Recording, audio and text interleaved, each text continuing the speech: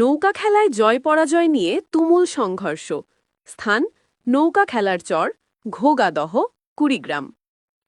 আজ ঘোগাদহের প্রথম আলোর চর এলাকায় অনুষ্ঠিত নৌকা খেলায় আনন্দের মাঝেই ঘটে যায় অনাকাঙ্ক্ষিত ঘটনা।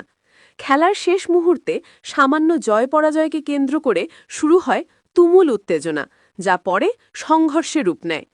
এই ঘটনায় আহত হয়েছেন কয়েকজন দর্শক ও সমর্থক।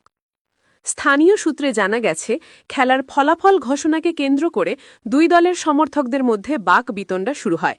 পরে তা দ্রুত ছড়িয়ে পড়ে চারদিকে, সৃষ্টি হয় বিশৃঙ্খলার।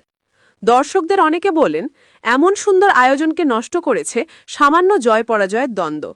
নৌকাবাইজ হওয়া উচিত মিলন মেলার প্রতীক, নয় সংঘর্ষের। সবাই আশা করছে আগামী নৌকা খেলাগুলো যেন হয় আনন্দমুখর, নিরাপদ ও সৌহার্দ্যপূর্ণ। প্রচারে থাকছে কুড়িগ্রাম টিভি, কুড়িগ্রামের মানুষের বিশ্বস্ত গণমাধ্যম। ধন্যবাদ সকলকে।